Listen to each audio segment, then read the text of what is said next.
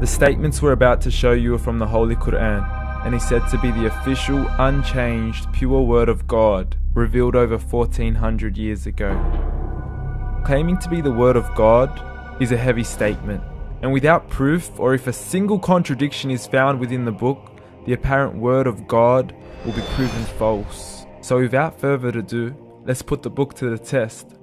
In the 23rd chapter, titled The Believers, from the 12th to the 14th verses, God is said to give a detailed description of how the human being is formed. It begins by saying, "We then placed him as a sperm drop in a place of settlement, firmly fixed. Then we made the drop into a alaqa." We will translate this word very soon. "And then we changed the alaqa into a lump.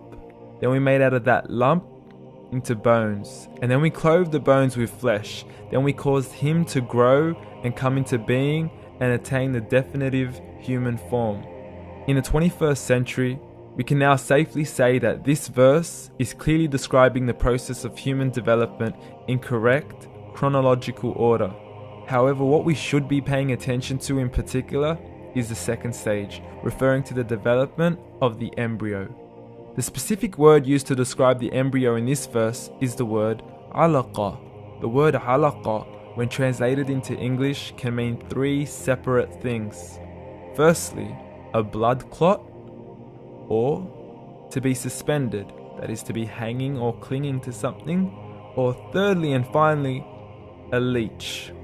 Now, all three definitions don't come anywhere near what we perceive to be the human embryo.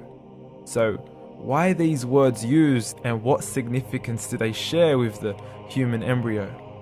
Can the embryo be described as a blood clot? Well, what do you think? In the third week of embryonic development, a tubular heart joins with the blood vessels to form a primordial cardiovascular system, and by the end of the third week, the blood is circulating and the heart begins to beat on day 21. The first thing that comes to mind in regards to being suspended or hanging is the umbilical cord. But we can't use that example because we are simply referring to step 2, before the baby has even formed. But we now know today that the umbilical cord is formed from the connecting stalk. And the connecting stalk is formed as soon as the embryo is formed. The embryo's connecting stalk has even been described by John Allen and Beverly Kramer as an object to suspend the developing embryo in the extra-embryonic column. So an embryo is suspended and does have a strong resemblance with a blood clot. What on earth would an embryo have to do with a leech? Figure A shows the structure of an embryo at 25 days. Figure B shows a leech. Now please note once again that the embryo in this stage is no greater than the size of a kernel of wheat. This is an X-ray of the embryo at 22 days. This is the internal structure of a leech. It's mind-blowing stuff, but you still haven't seen anything yet. This is the head of the embryo at 22 days. The detail you are seeing right now is absolutely impossible to be seen with the human eye and can only be seen with a microscope.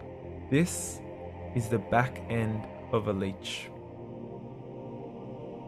There's no other words used to describe this other than mind-blowing. The pictures we have shown you are impossible to be seen with the human eye or even to be predicted by the human mind. Once again, the verses we have shown you were revealed over 1400 years ago to a man who couldn't read nor write. Are these the words of God? Descriptions of the human embryo in the Quran cannot be based on scientific knowledge in the 7th century. The only reasonable conclusion is that these descriptions were revealed to Muhammad from God.